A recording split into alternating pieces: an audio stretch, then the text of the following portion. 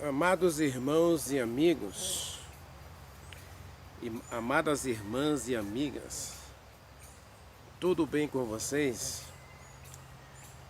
Que a graça maravilhosa de Jesus Cristo, o amor de Deus e a comunhão do Espírito Santo esteja com cada um de vocês. Amados, nós terminamos a série de Provérbios, capítulo 4. Se você não assistiu, assista toda a série. São poucas mensagens, né? Provérbios 1, 23, Provérbios 23, verso 26, Provérbios 1, versículos 10 e 11, versículos 18, versículo 20, versículo 22, 23, 24 e 25 e 26 e 27. Mensagens que eu tenho certeza Deus pode falar com você. Então agora nós retornamos à nossa série Pecado, Arrependimento e Salvação. Já falamos sobre a questão do pecado. Estamos trabalhando a definição de pecado apenas como separação de Deus. E aí vimos que Eva se separou da vontade de Deus, Caim se separou da vontade de Deus. Agora nós precisamos trabalhar o arrependimento. Porque Deus não está preocupado apenas com o pecado. Ele está preocupado com a salvação do pecador. Mais do que punir os nossos pecados, que ele já poderia ter feito isso. Desde o céu, quando Lúcifer pecou, ele poderia ter punido. O objetivo de Deus é redenção, é salvação, é reconciliação. A nota tônica da Bíblia, do Velho ao Novo Testamento, é reconciliação. Quando a gente lê a história de Israel, nós vemos um Deus que se interessa e se preocupa com a salvação dos seus filhos. Então, muito mais do que punir o teu pecado, Ele quer trazer você para perto dele, reconciliar-se contigo e travar com você uma aliança de relacionamento perfeito através da obediência. Oremos ao nosso Deus. Querido Deus, meu Pai, estamos na Tua presença, Senhor. Eu, meus amigos e irmãs em Jesus Cristo. Obrigado, Senhor, por todos eles estarem aqui, assistindo essas mensagens, aprendendo mais de Ti. Obrigado, Senhor, porque o Senhor nos deu o privilégio de estudar a Tua Palavra, aprender mais da Tua Palavra. Obrigado também pelo Espírito Santo, Deus maravilhoso, que nos convence do pecado, nos convence da justiça e nos convence do juízo. Obrigado, Senhor, porque é o Senhor que está interessado em nosso arrependimento. É o Senhor que envia dia a dia o Espírito Santo para nos mostrar que nossos caminhos são tortuosos, mas o Senhor tem um caminho melhor para cada um de nós. Muito obrigado, Senhor. Nós nada somos sem Ti e precisamos, carecemos desesperadamente do Teu amor, da Tua misericórdia estendidos a cada um de nós. Cure as nossas doenças, Pai. Sare as nossas enfermidades, mas acima de tudo, Senhor, apaga a transgressão do nosso pecado. Perdoe-nos, ajude-nos a cada dia sentir tristeza por não fazer a Tua vontade, por se desviar dos Teus caminhos, por trilhar caminhos tortuosos que não agradam ao Senhor. Transforma a nossa vida, o nosso caráter, abençoe a nossa família, visite aqueles que estão enfermos, meu Deus. Coloque a Tua mão poderosa sobre todos nós e faz um milagre em cada um de nós hoje. E ajude-nos a ouvir a Tua voz através do estudo da Tua palavra. O adoramos, o exaltamos e nos entregamos a Ti, no nome de Jesus Cristo, nosso Salvador. Amém. Amados, eu convido você a abrir a Bíblia no livro de João, capítulo 16. Evangelho de João, tá? Evangelho de João, capítulo 16.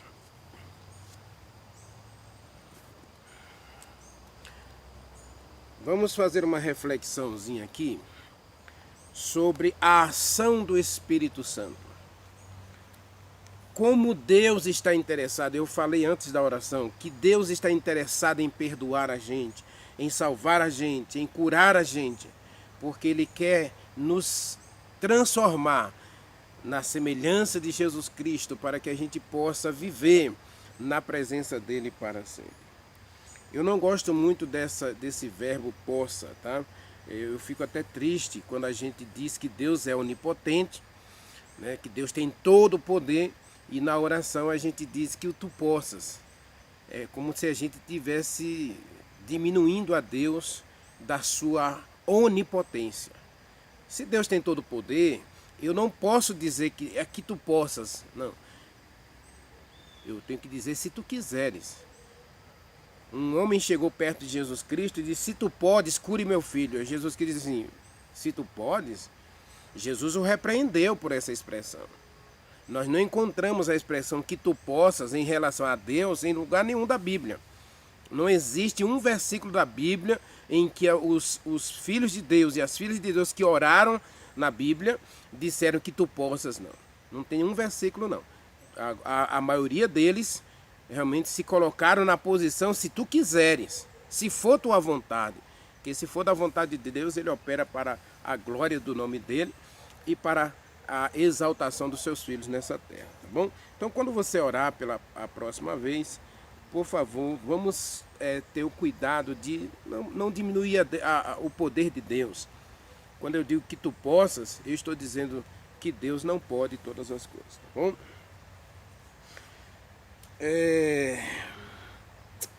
Versículo 8. Não sei se eu vou sair desse versículo, mas nós vamos trabalhar essa segunda parte da nossa série, Pecado, Arrependimento e Salvação, falando agora só sobre arrependimento. E arrependimento não é uma coisa que eu opero em mim. Eu já ouvi muitas pessoas dizerem assim: eu vou mudar. Eu mesmo já disse isso, eu tenho certeza que você também já disse isso. Eu vou mudar. A questão, meus amados, é que nem eu e nem você pode mudar coisa nenhuma. Jeremias tem até um versículo, se eu não estou enganado, no capítulo 2, ele pergunta o seguinte: pode um etíope mudar a cor da sua pele? Pode um gambá livrar-se do seu cheiro? Essa é uma questão séria para a gente. Quando eu digo eu vou mudar, eu estou colocando todo o poder, toda a autoridade sobre a minha vontade, sobre o meu querer. E você sabe que essa questão de vontade e querer é uma questão muito séria para a gente. Porque a gente não consegue fazer tudo, a gente não consegue mudar. Essa é a verdade, a gente não consegue mudar. Muita gente também inventa outra desculpa, né? Eu vou mudar, mas outros dizem assim: eu nasci assim, vou morrer assim. Ou seja, ele está simplesmente fechando todas as portas de possibilidade de mudança. Nem eu posso e nem eu devo continuar assim. Eu devo ter uma mudança na minha vida. Minha vida precisa mudar. E Deus é o mais interessado nessa mudança. Ele é o mais interessado em me salvar, em me dar a vida eterna. Ele é o mais interessado em transformar o meu caráter. Então Ele mesmo toma a iniciativa de operar em mim o arrependimento. Para isso, Ele apresenta o sacrifício de Jesus Cristo. Ele apresenta o ministério de Jesus Cristo. Ele apresenta a vida de Jesus Cristo, que viveu, lutou e trabalhou e andou entre nós fazendo o bem. E a vida de Jesus Cristo é um modelo para todos nós, porque Deus não quer que eu viva para mim mesmo, Ele quer que eu viva para a glória dEle. E quando eu vivo para a glória de Deus, então o Espírito Santo vem agir em mim para que dia a dia e nessa caminhada com Deus eu vá sendo transformado de glória em glória, como Paulo diz em 1 Coríntios 3, que nós vamos sendo transformados de glória em glória até sermos semelhantes a Jesus Cristo. Mas é o Espírito Santo que deve operar em mim o arrependimento. Então, veja, João capítulo 16, versículo 8 está dizendo assim: quando ele vier, convencerá o mundo do pecado. Então, quem tem que operar em mim o arrependimento? Quem tem que operar em mim essa tristeza por não fazer a vontade de Deus? É o Espírito Santo. É o próprio Deus, porque o Espírito Santo é Deus. Tá? Se você tem dúvida disso, então assista a minha série, né? O Espírito Santo. Eu tenho uma playlist, na minha playlist você vai encontrar aí a série O Espírito Santo, com 42 mensagens, tá certo? Então o Espírito Santo é Deus. Eu explico isso em Atos capítulo 5, eu explico isso em Timóteo capítulo 3, 2 Timóteo capítulo 3, verso 16, diz que toda a escritura é inspirada por Deus. E Pedro diz que todos os escritores da Bíblia foram inspirados pelo Espírito Santo. Então o Espírito Santo é Deus. Se a gente comparar 2 Pedro capítulo 1, versículo 18 a 20, com 2 Timóteo capítulo 3, verso 16, você junta. Se Paulo diz que toda a escritura é inspirada por Deus e Pedro diz que todos os profetas escreveram inspirado pelo Espírito Santo, o Espírito Santo é quem? É Deus. Existe o próprio Pedro diz em Atos capítulo 5, ele diz para Ananias: você não mentiu, você mentiu ao Espírito Santo. Então você não mentiu a homem, você mentiu a Deus. Então ele faz esse trocadilho. Você não mentiu ao homem, você mentiu a Deus, porque você mentiu contra o Espírito, você mentiu ao Espírito Santo. Porque o Espírito Santo já tinha dito a Pedro que ele vendeu a terra por tanto dinheiro e ele chegou só com a metade do dinheiro. E ainda mentiu dizendo que aquele tinha sido todo o valor da terra. Então você mentiu ao Espírito Santo. E o Espírito Santo é Deus. Aqui então, quando Deus, Espírito Santo, vem, e ele vem para todo ser humano, que aqui está dizendo que quando ele vier, convencerá o mundo. Convence o mundo. Então nós vamos trabalhar esse texto do pecado, da justiça e do juízo. Mas eu quero ficar só com o pecado, porque nós estamos na série Pecado, Arrependimento e Salvação. Então nós precisamos ser convencidos de que somos pecadores.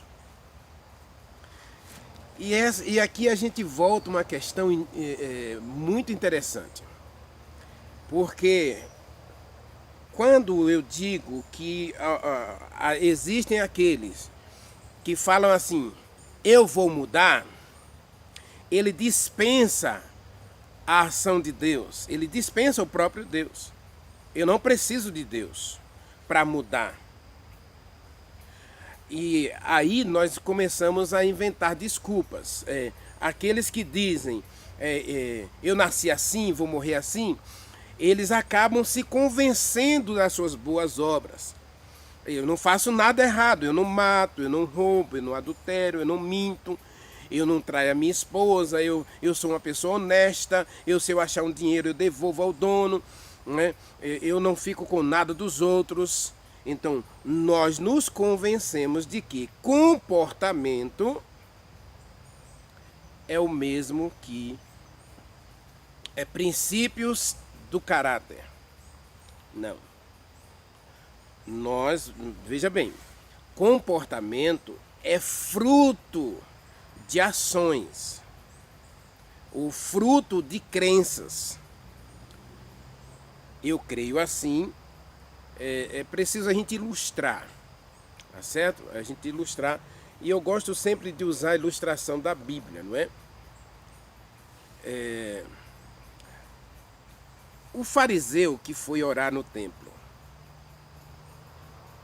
Então o fariseu acreditava, ele foi ensinado que se ele devolvesse dízimo, desse ofertas, jejuasse e não vivesse a vida comum de todo mundo, né, ele seria perfeito e Deus o aceitaria por essas obras.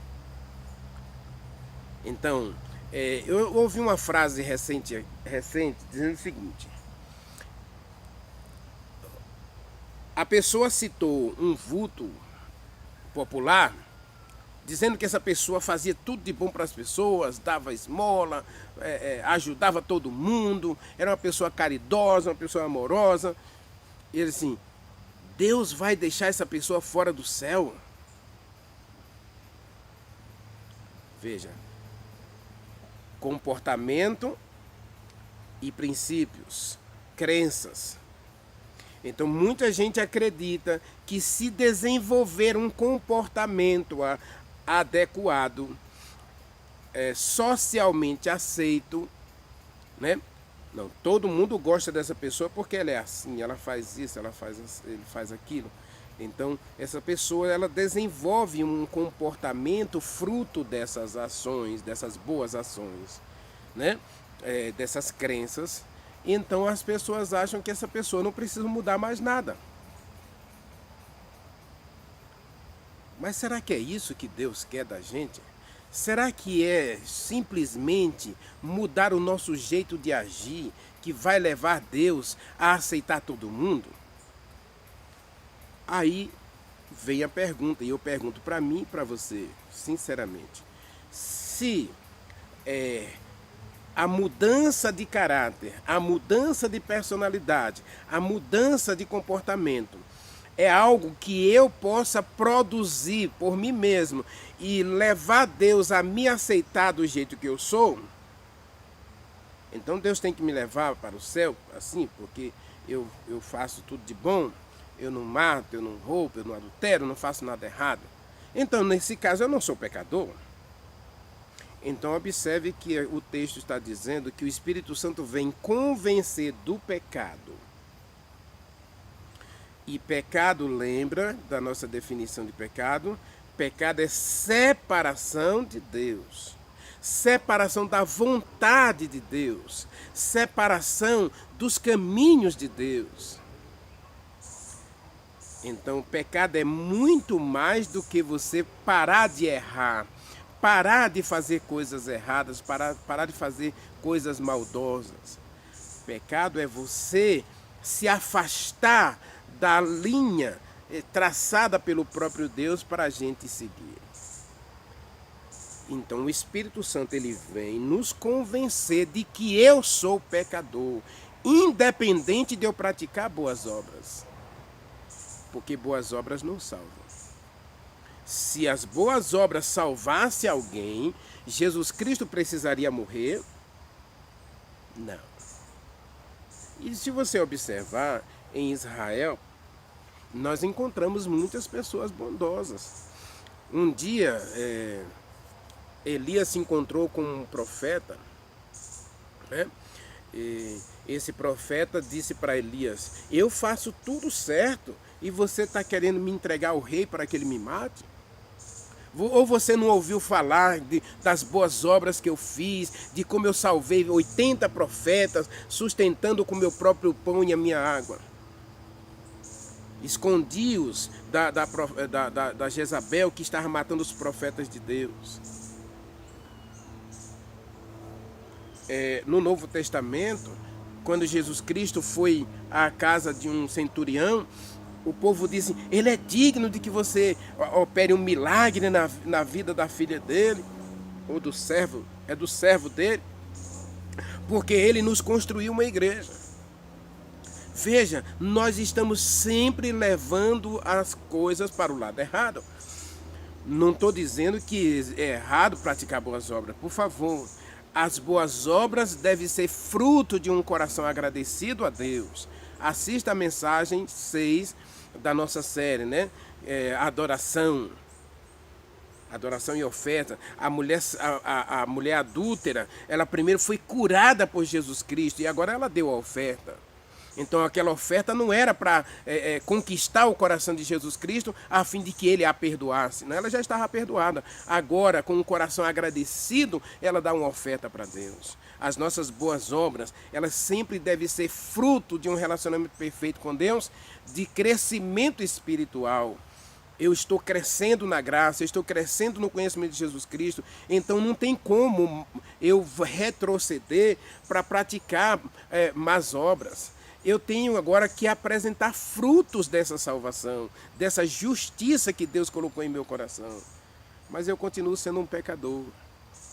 E como um pecador, eu tenho que reconhecer que se eu vacilar, se eu não tomar cuidado, se eu não vigiar, eu vou fazer outro caminho. E Paulo explica isso para os Gálatas, né? Eles começam a justificação pela fé em Jesus Cristo, pela aceitação, e agora eles querem terminar a justificação pelas obras. As obras não salvam. As obras, na verdade, ela é fruto da salvação. Ela é fruto de um coração agradecido a Deus pela salvação. E o Espírito Santo quer nos convencer dia a dia disso. Então, veja, o verso 8 diz que quando o Espírito Santo vier, ele convencerá do pecado. Nós vamos ficar só com essa expressão. Quando ele vier, convencerá o mundo do pecado. Agora a questão aqui. Veja, a oferta de arrependimento é para todos. E eu tenho que explicar isso aqui direitinho para que a gente possa entender direitinho. Muita gente vai se perder, é verdade. Inclusive eu, ou mesmo você que está assistindo minha mensagem, corre o risco de se perder. Por quê? Porque existe a teoria, existem os ensinos de que você pode construir seu próprio caminho para o céu. E existe hoje muita gente boa, muita gente sincera, que acreditam nessas mentiras. Não se esqueça da série de provérbios, né? O fake news. Infelizmente hoje, no mundo cristão, no mundo religioso, nós encontramos pregadores dizendo que as boas obras levam você para o céu. Que Deus não vai deixar de levar você para o céu porque você cometeu pecado A, pecado B, porque você é uma boa pessoa. Jesus Cristo deixou claro que não existe bom nenhum na terra. E Salomão, no capítulo 7 de Eclesiastes, ele diz que na terra não tem nenhuma pessoa boa. Entre 1000 mulheres ele não achou nenhuma, e entre 1000 homens ele só achou um. E é o Jesus Cristo. Quando Salomão teve a visão de Jesus Cristo, quando ele se torna homem e ele anda nessa terra para salvar o pecador, aí ele percebe que a salvação operada por Deus era que Deus daria um homem chamado Jesus Cristo, filho do próprio Deus, para salvar o pecador. Ele é o único perfeito. E é na justiça de Jesus Cristo que nós devemos encontrar a perfeição. É nele que nós devemos trabalhar para sermos perfeitos. E essa salvação agora essa oferta de perdão, essa oferta de arrependimento é para todo pecador. Então a primeira coisa que eu preciso para receber o perdão é o arrependimento. E a primeira coisa que eu preciso entender sobre o arrependimento é que eu mesmo não posso me arrepender. Eu não produzo arrependimento. É simples. Eu e você gostamos do errado. Gostamos do pecado. Gostamos. Quem tem o hábito de falar da vida alheia ama fazer isso. Coça a sua língua no dia que não fala mal dos outros. Diz o Salmo 14 que tem prazer de falar da vida dos outros como se come um pão. Come o povo de Deus, come os filhos de Deus, fala mal dos outros como se estivesse comendo um pão. Um pão com sabor de mel. Um pão ou sei lá, com o recheio que você gosta. E já existem aqueles viciados em pornografia. Existem aqueles viciados em drogas, viciados em outras coisas. Hoje nós começamos a justificar o pecado para dizer que não é pecado. Então, esses somos nós. Eu, por exemplo, eu tinha o hábito de passar a noite inteira na frente da televisão. Mas 5 horas da manhã estava eu lá de joelhos, orando, estudando a Bíblia. Então, eu achava, né? Então, eu não estou fazendo nada errado. Passar a noite na frente da televisão, vendo séries, filmes. Eu não assisto novela. Mas meu vício é terrível de ver filmes. E quando eu digo vício, aí você já entende que é algo errado. Mas eu não reconheço isso como erro. Por quê? Eu não estou prejudicando ninguém.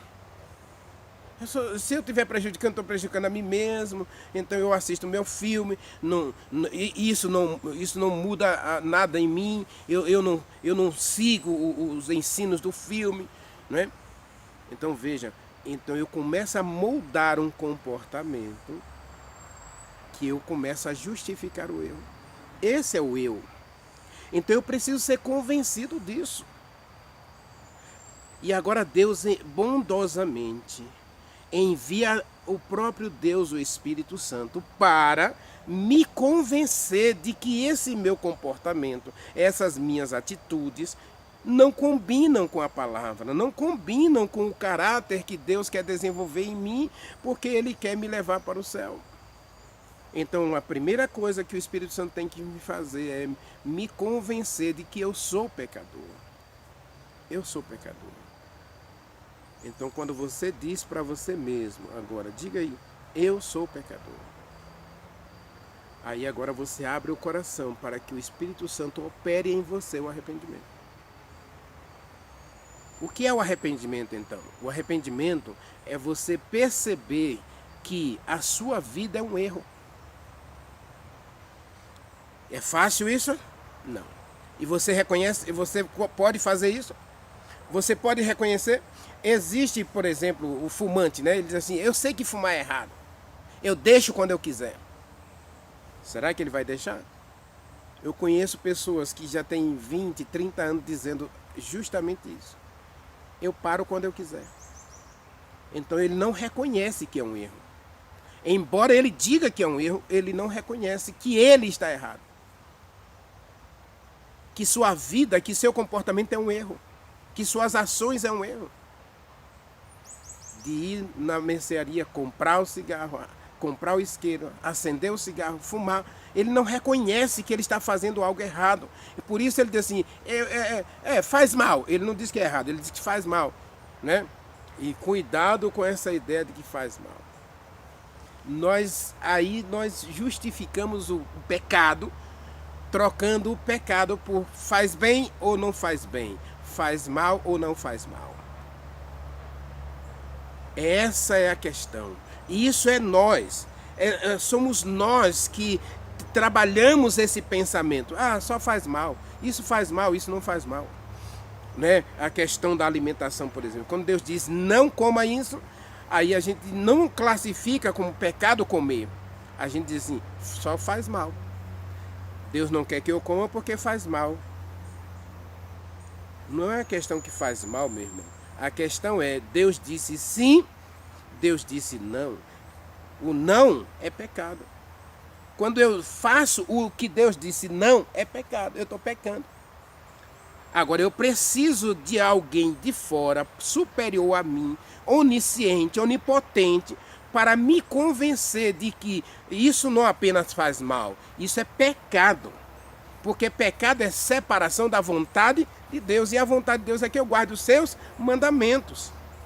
Então, quando a Bíblia diz não, e eu sigo pelo caminho do não, eu estou desobedecendo a Deus, eu estou seguindo o contrário da vontade de Deus, então eu estou em pecado. Então minha vida, minhas ações é um erro, ou são um erro, porque eu estou indo contra a vontade de Deus. Agora o Espírito Santo vem me convencer de que isso é pecado. Ah, faz mal, não faz mal, faz bem, não faz bem. Isso não é relevante para Deus. O que Deus diz assim, pecado é pecado e o que não é pecado não é pecado. Pronto, acabou. Então, nós começamos a justificar o nosso erro para não depender de Deus.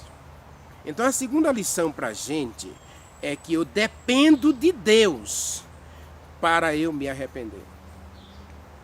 Primeiro, ele tem que me convencer que eu sou pecador. E segundo, eu preciso buscar em Deus o arrependimento. Eu preciso clamar a Deus para me dá o arrependimento. Se você analisar Romanos capítulo 7, você e eu vamos entender justamente isso. Em Romanos 7, Paulo diz: miserável homem que sou. Como foi que Paulo chegou a isso? Quando ele olha para Deus, ele olha para a perfeita lei de Deus, então ele se vê pecador. E Timóteo capítulo 1, ele diz que Jesus Cristo veio salvar os pecadores, dos quais ele é o principal. E Lucas capítulo 19, versículo 10, né? Jesus Cristo disse que ele veio buscar e salvar pecadores. E o arrependimento que é oferecido a todos, nem todos vão desfrutar. Primeiro, porque eles não reconhecem que é pecador. Eu preciso ser convencido pelo próprio Deus de que minha vida é um erro, de que eu sou pecador. É fácil para a gente não, meus irmãos, porque quando a gente olha para a gente vê muita bondade na gente. A gente vê que a gente faz coisas boas. Às vezes a gente até evita fazer coisas ruins. Não matar, não roubar, não adulterar. Né? A gente evita isso. Mas isso é o nosso poder moral. Essa consciência do certo e do errado que o próprio Deus colocou na gente, às vezes ela nos inibe de seguir a maioria. Eu assisti uma vez um assalto a um banco, né? E houve tiro, né? Os bandidos não houve troca de tiro com a polícia. Eles atiraram simplesmente para comemorar o assalto, né? 54 minutos de assalto no banco. E toda a população em pânico, todo mundo em pânico, eu estava a 50 metros deles ali, né? E eles fazendo balbúrdia, fazendo festa. E acredite, algumas pessoas aplaudiram os bandidos na saída do banco. As pessoas aplaudiram os bandidos. Acredita nisso? Então esses somos nós. Agora Deus, em sua infinita misericórdia, ele diz assim: filho, eu quero mudar isso em você. Esse sentimento de que você apoia o erro, de que você justifica o erro, de que você aplaude o erro, eu quero tirar isso de você. Aplaudir um assalto a um banco? O banco passou 3 meses fechado porque eles atiraram, né? Então passaram 3 meses, as pessoas ficaram sem o serviço bancário por 3 meses e as pessoas aplaudiram aquilo. Esses somos nós. Então o Espírito Santo é dado por Deus para convencer o mundo todo, todas as pessoas da terra, que nós somos pecadores. Deus quer tirar essa nódoa do nosso caráter. E nós não podemos fazer isso. Nós por nós mesmos jamais conseguiremos fazer isso. Então a segunda coisa é que eu preciso clamar. Eu preciso não só reconhecer esse defeito, essa nódoa no meu caráter, mas eu preciso correr para alguém que pode tirar essa mancha. E aí é onde entra uma questão muito séria na nossa vida espiritual. Você não pode consertar você mesmo. Você não pode tirar essa nódoa. É como o etíope tentar tirar a sua própria pele, mudar de cor, não é? É como o gambá perder o cheiro, tentar ficar dentro de uma água solvente para tirar o cheiro dele. É como o porco tentar tirar essa natureza dele da lama, de gostar de lama, de estar na lama. Isso somos nós não gostamos do certo, nós amamos o errado. Então nós desesperadamente precisamos de uma mudança. E essa mudança não pode acontecer se não vier do próprio Deus. Se Deus não operar essa mudança em mim, meu irmão, se Deus não operar essa mudança em você, nós continuaremos sujos, imundos. E aí, 1 João, capítulo 1, versículo 7, está escrito, olha: eu amo a Bíblia porque a Bíblia ela não se contradiz, mas ela apresenta para nós sempre a solução para a nossa vida, né? Então eu preciso ser convencido do pecado e eu preciso desesperadamente correr para o Calvário para ser purificado por Jesus Cristo. Diz aqui, 1 João capítulo 1, versículo 7. Está escrito, olha, que coisa linda. Está escrito assim: se porém andarmos na luz, como Jesus Cristo está na luz, mantemos comunhão uns com os outros, e o sangue de Jesus Cristo me purifica de todo o pecado. Agora, no versículo 8 diz: se eu disser que não tenho pecado, eu sou mentiroso, e a verdade não está em mim.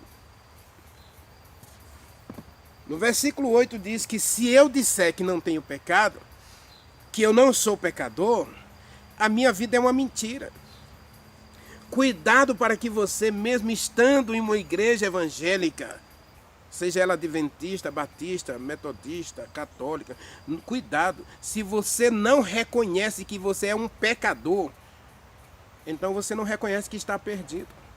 Então Jesus Cristo não é nada para você, porque ele disse que ele veio buscar os pecadores. Ele veio buscar e salvar pecadores. Então eu preciso ser achado por Jesus Cristo. Eu preciso ser achado por ele. Por isso Deus enviou o seu Filho amado para que todo aquele que nele crê tenha a vida eterna. Jesus Cristo veio para que, se você crê, e crer aqui tem dois sentidos. Primeiro, você crê que é um pecador, que você precisa da salvação. E crer significa aceitar o sacrifício de Jesus Cristo. Então, eu preciso desesperadamente ir para o Calvário, porque isso é crer. Crer é aceitar que Jesus Cristo é a resposta para o meu problema. Jesus Cristo é o remédio para a minha doença. Jesus Cristo é o solvente para limpar o meu caráter. Eu preciso reconhecer que estou sujo. Eu preciso reconhecer que sou pecador. Eu preciso reconhecer que estou miseravelmente perdido. E agora eu sou achado por Jesus Cristo. O Espírito Santo me convence de que eu sou pecador. E agora Ele mesmo me leva para o Calvário. Lá no Velho Testamento, quando alguém descobria que estava com lepra, ele precisava ser levado ao sacerdote. E lá diante do sacerdote ele precisava ser convencido de que aquela mancha era lepra. E agora o sacerdote dava o diagnóstico e apresentava o remédio. Quando ele cumpria o remédio, ele cumpria os requisitos da lei, então ele era purificado da lepra. Meus amados, Deus quer purificar você de todo pecado. Jesus Cristo quer purificar você de todo pecado. Você não pode se purificar a si mesmo. Você não pode entrar num rio, como fazem os hindus, e ficar lá banhando-se o ano inteiro, dizendo que está se purificando. Isso não purifica o seu caráter. Salvação não é ser batizado numa igreja. Salvação não é ter o nome registrado num livro de uma igreja. Salvação é você ser lavado e purificado no sangue de Jesus Cristo. E você não pode fazer isso. Só Jesus Cristo pode realizar esse milagre em você. Então hoje eu convido você a abrir o coração para que o Espírito Santo realize esse milagre em sua vida. Só Ele pode convencer você do pecado. Só Ele pode convencer você da mudança necessária para a tua vida. Só Ele pode tirar essa mancha do pecado através do sangue precioso de Jesus Cristo. Só Ele pode te levar a um encontro pessoal com Jesus Cristo. Esse milagre vai acontecer quando você tiver um encontro pessoal com Jesus Cristo.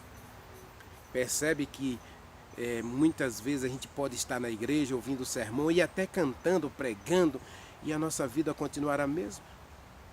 Continuamos mentindo, trapaceando, enganando, sendo desonestos.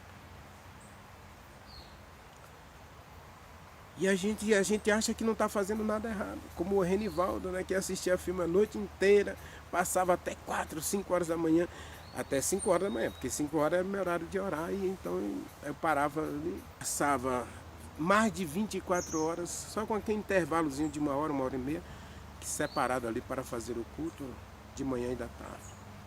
E o resto do tempo todo na frente da televisão. Não estou fazendo nada errado. Esses somos nós. Agora o Espírito Santo, ele vem tirar da gente essa nódoa. Dói, meus irmãos. Dói. Deus quer fazer algo extraordinário na tua vida e vai doer. Essa cirurgia de arrancar esse coração de pedra para colocar um coração de carne obediente à lei de Deus, não é uma coisa que não vai doer. Vai doer sim. Mas é para o teu bem. Arrancar essa natureza, arrancar esse comportamento, né? Quem de nós vai ficar feliz com isso? Aí Hebreus capítulo 8, versículo 11 diz, vai doer. Você vai chorar, você vai ficar triste. Mas no final você vai estar perfeito e perfeitamente habilitado, diz 2 Timóteo, a viver na presença de Deus para sempre. Você quer um milagre? Você quer um milagre do arrependimento na sua vida, meu irmão? E arrependimento não é uma coisa que acontece uma única vez, não. O arrependimento, a gente vai ver na sequência da nossa série, que arrependimento é uma coisa que precisa acontecer dia a dia no relacionamento com Deus. E Deus às vezes fica triste com pequenas coisas que a gente faz e a gente precisa se arrepender disso também. Às vezes você ainda está com um hábito, né? Então Deus vai mudando você, vai dando esse arrependimento assim, ó, a conta gota, diariamente, para que você vá crescendo e essa cirurgia seja menos dolorosa.